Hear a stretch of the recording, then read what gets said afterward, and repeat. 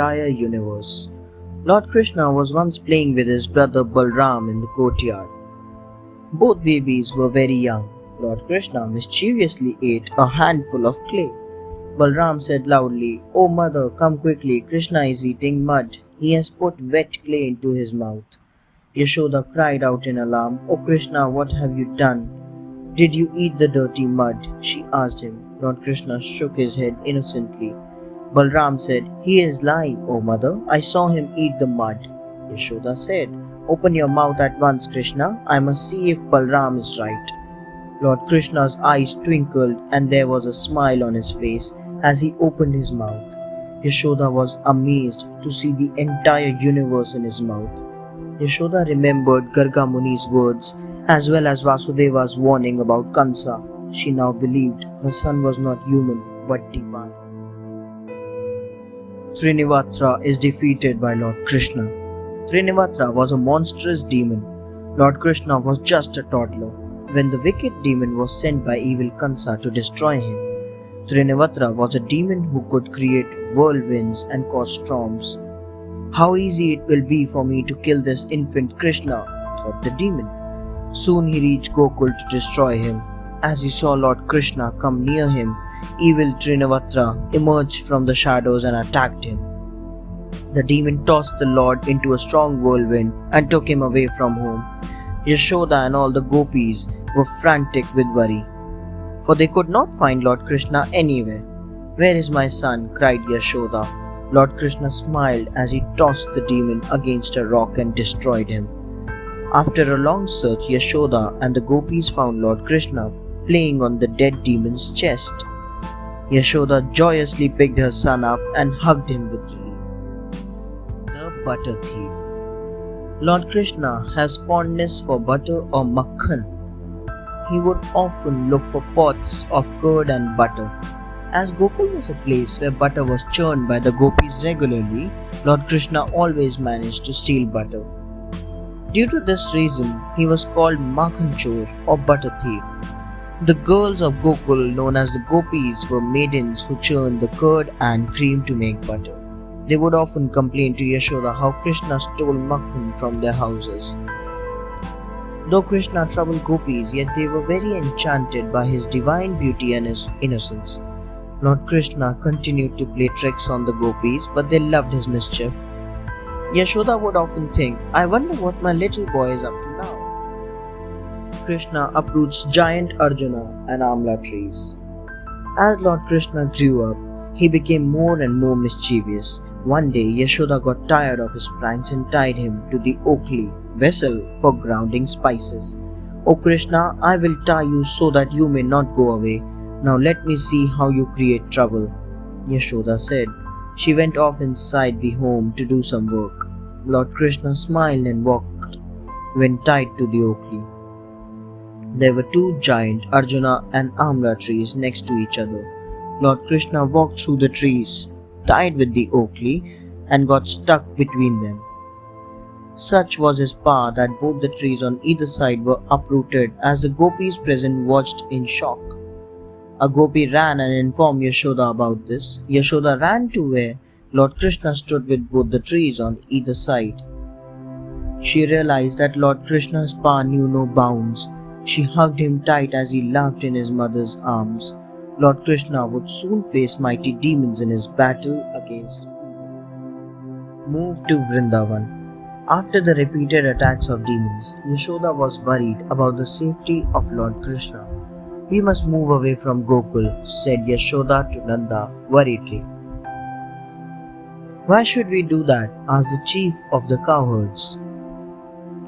"Nanda, if we live here, there might be more demon attacks on Krishna. I'm afraid for him," said Yashoda. "Our son is not an ordinary human, so why worry?" asked Nanda. "We already know this, but he is just a young boy," replied Yashoda. Then Yashoda recollected and narrated how Lord Krishna's mouth contained the entire universe and how he had defeated dangerous demons. Nanda agreed to move to Vrindavan for his son's safety. Both husband and wife, along with Lord Krishna and Balram, moved to lush Vrindavan. Yashoda was content in the hope that her son would be safe in Vrindavan. though she knew he was the Divine Lord himself. Lord Krishna plays pranks. As time passed, Lord Krishna and Balram grew up into strong and happy children. Lord Krishna would always be dressed in yellow garments while Balram was attired in blue clothes. Yashoda would often watch them from the corner of her eyes just to reassure herself that they were fine. One day, a gopi came to complain to Yashoda. "Kanhaiya is very naughty," said the unhappy gopi. Lord Krishna was well loved by all and he was affectionately called Kanhaiya by the gopis. "What did my Krishna do?" asked Yashoda. The gopi complained, "When I went to milk the cow in the morning, I saw that someone had untied the calf. The little calf had reached the cow and drunk all the milk. As I looked around to catch the culprit who untied it, I saw your son smiling mischievously at me," said the gopi. Yashoda understood how clever and compassionate her son was. Lord Krishna steals curd. One day, an irritated gopi entered Lord Krishna's home. "Mother Yashoda, your child Krishna is a thief," she thundered. "Why do you call him a thief?" asked Yashoda. No sooner were the words out of her mouth than the gopi started complaining bitterly. "I tied a pot of curd from the ceiling so that no one might eat it. Krishna came into the house and broke the pot with a stone. He ate the curd and even gave some to his naughty friends," said the dismayed gopi. "Do not despair, O gopi. I will keep a close watch over my son and keep him from stealing your curd," promised Yashoda. With great difficulty and many pleas, she was finally able to reassure the gopi. She continued to marvel at how clever her little son was. Lord Krishna became more adept at stealing butter and curd as time passed. Lord Krishna and his friends. Whenever Yashoda felt that her son had finally stopped playing tricks, Lord Krishna played yet another prank on an unsuspecting gopi. The unhappy girl came to Yashoda to complain about this. "Kanhaiya has done it again," complained the gopi as she approached Mother Yashoda. Without even waiting for her to say a word, the gopi plunged into bitter complaints. "I tied a pot of butter high above the ground so that no one might touch it. When my back was turned, Kanhaiya along with his friends made a pyramid and reached the pot.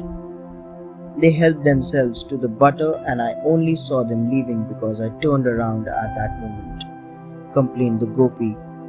"When I asked Kanhaiya about this, he said maybe a cat ate the butter." Yashoda did not know which way to look when she heard this. Yashoda scolds Krishna. Yashoda was very unhappy about the complaints regarding Lord Krishna which she got from the gopis. "Oh Krishna, look how the gopis are complaining about you," said Yashoda. Lord Krishna, who was standing in the corner, looked sadly at her. Big teardrops rolled down his cheeks as he felt sad for his mother. Hearing him cry, all the gopis came to the house. Seeing his tears and his sad, innocent face, the gopis started to protect him.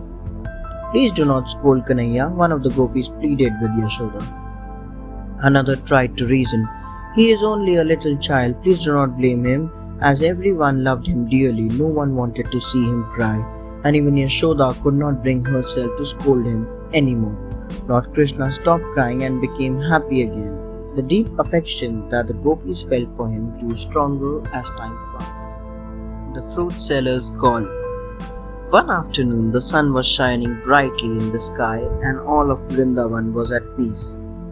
Lord Krishna was happily playing by himself at home. He was alone in the house as the others were resting in the hot afternoon. Suddenly, Lord Krishna heard a woman's voice calling out, "Have some fruits, have some big and juicy fruits. Buy my fruits to quench your thirst on a hot summer day." Lord Krishna thought, "This sounds nice. I could eat some juicy and tasty fruit to ease my thirst." He came out of the house and went towards the woman. "Lady, what are you selling these fruits for?" asked Lord Krishna. "If you could give me something in return, I could let you have them," said the fruit seller. Lord Krishna decided to get some grains from the house to buy the fruits. Lord Krishna plays the fruit seller. Lord Krishna ran into his house and looked for some grain. His tiny fists could only hold a few grains. Some of these fell out even as Lord Krishna ran towards the fruit seller. "Can you give me fruits in return for these grains?" called out Lord Krishna. When he held out the grains to her, she felt deep love for his innocence. So, in return for just a few grains, she gave him many fruits, even though she was very poor.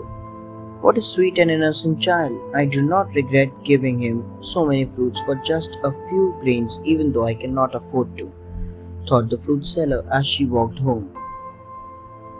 When she reached home, she opened the bag containing the grains Lord Krishna had given her. To the fruit seller's surprise, all the grains had turned into valuable gems. They shone with a beautiful sheen unlike any other jewel found on the earth. Kalia, the Serpent King. Along the mighty river Yamuna, there lived a huge snake called Kalia. He was the king of serpents and so strong that he had destroyed the trees along the river bank. Due to his presence in the water had become poisonous. He had devastated all life forms in and around the river. In fact, if a bird flew across the river and the poisonous water would splash on it, the bird would burn. The troubled people of Vrindavan complained to Lord Krishna. Because of him, no one can drink the water of the river. He can kill anything which comes in his way. Lord Krishna thought, this evil snake will destroy more lives. I must stop it. "Krishna, what are you thinking?" asked Balram curiously. "Brother, this is the same snake that fled from Garuda and found a home here. We must kill him." So Lord Krishna left for the river banks to punish the snake. Lord Krishna meets Kalia. Soon Lord Krishna reached the banks of river Yamuna. He climbed up the Kadamba tree and jumped into the water. Just as he dived into the water, the poisonous water splashed on the tree and burnt it. As Lord Krishna was an incarnation of Lord Vishnu, his blue body was undamaged by the venomous waters. The black serpent was livid with anger that someone had dared to swim in his waters. "Who is so foolish as to step into my water? Do you not know that you will burn with the poison that I spread in the river? My anger and rage will consume you with evil fire and you will not live to regret this," thundered the snake. Since he was the king of the serpents, his loyal snakes and their wives were alerted to see the enraged king. Kalia redid himself to kill Lord Krishna. Kalia and his snakes attacked Lord Krishna. All the snakes, along with Kalia, tried to poison Lord Krishna.